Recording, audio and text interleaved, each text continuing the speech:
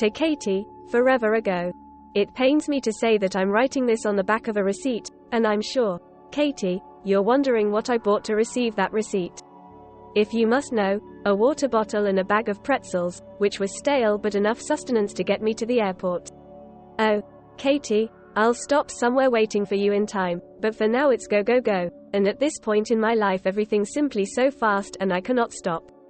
This will be brief, Katie, since the receipt is so short, yet I must tell you that Austria was beautiful and I enjoyed every minute of my stay, so much so that I filled the rest of my journal, leather-bound, peanut shell paper, with ideas for my next novel, and I promise that when I return to Colorado I'll be rich enough for the both of us. Just give me time, but let me write you a description of the man sitting next to me on this plane. He's asleep now, so I think it's safe enough to write about him without mortally disturbing him. He's wearing a long trench coat even though this plane is stuffy and unreasonably warm, and there's a fine layer of dried orange juice on his upper lip, which is unshaven. He looks rather crude, as you would assume that I look now with all my travels. I miss you, Katie.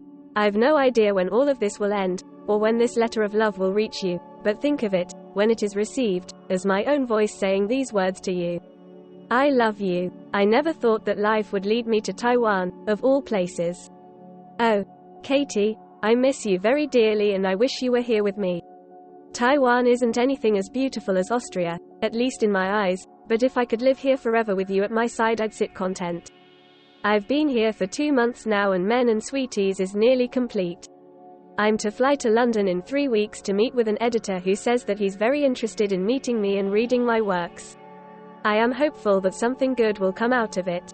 Of course, I can't dream of the riches of, say, J.K. Rowling, yet I can still dream. And if I ever do become rich, you can be sure that I'll come home to Colorado straight away and reunite with you. In your last letter to me you said that you liked when I described things, so I'll tell you a story this time about an odd street corner I've passed only twice since my stay in Taiwan. At first, it was quite a beautiful street corner. It was an odd little bus stop painted in bright colors and decorated like a Chinese temple. Around it were pots full of bright flowers. It seemed like a nice place to sit and rest, and of course, Katie, I did. You know me too well. And in that shadowed sitting area I could smell the wonderful food smells wafting out of the restaurant to the left of me, and I looked over the whole place, a fence to my right and the restaurant to the left, and a drab little car repair place behind me, and down the little side street there was a row of pastel apartments. Quite a lovely spot, I suppose. Oh, Katie, you would have loved to sit there with me in that aromatic shade. But then, Katie, the second time I returned to this place, expecting a place to rest, it was completely different. The decorations were all gone, leaving only exposed wood and concrete, not a place I'd like to sit, indeed. No more flowers. Of course, this was nearly a month later. Like all things in life, I cannot expect them to be the same when I return. But this was such a shocker.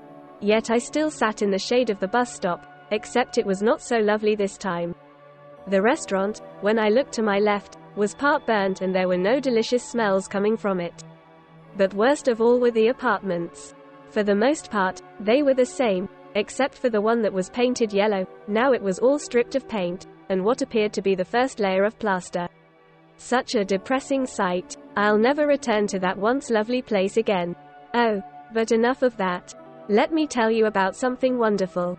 Let me tell you about my novel, Men and Sweeties. I think I'll call it a romantic satire, as the character Madison Love is highly opinionated about all sorts of political things, much like yourself, Katie. But what I have just recently added is a portion about Madison's boyfriend, who I'd imagine, in your eyes, is much like myself, that enticed the editor in London very much. I won't reveal anything to you that would spoil the story more than I already have, but I know that you'll be very pleased. Katie, I miss you so much. It won't be much longer. I can only assume another month or so. By that time, I'll have made enough money so that we can buy a lovely home in Colorado, or Austria, or wherever you want to live in this whole wide world, and so that we can have the most spectacular wedding. With love. Oh, Katie, I am just so sorry that I am not holding you in my arms right at this moment. I promised you a month or so, yet it's turned into a whole 7 months even though I've petitioned my brutish editor thousands of times for a break to go and see you. Katie, please have hope. Someday, We will be reunited and everything will be just as it's supposed to be. It's unfortunate that Men and Sweeties hasn't made much money, but I am not going to stop persevering in writing a novel that makes me rich and prosperous. While staying in my hotel, provided by Henry Drace, my editor, if you wanted to know, I devised a premise for a novel which I will call Thief in My Garden, a mystery novel, quite unlike me but for which I have all the hope in the world. I am writing to you on some of Henry Drace's personal stationery which I borrowed from his office. He believes in me wholeheartedly and did not object when I asked if I could write down some of my burning ideas. I believe that he wants me to succeed as much as I do. Katie, I have met so many interesting people in London. They all claim to be very important people and included me in conversations that were so very intriguing. I am absolutely astounded that they thought I was capable of intelligent speech, which you would know quite well, Katie, but I took it in stride and I must have surprised them all since I'm to have afternoon tea in a few days, which may become a habit for me after all.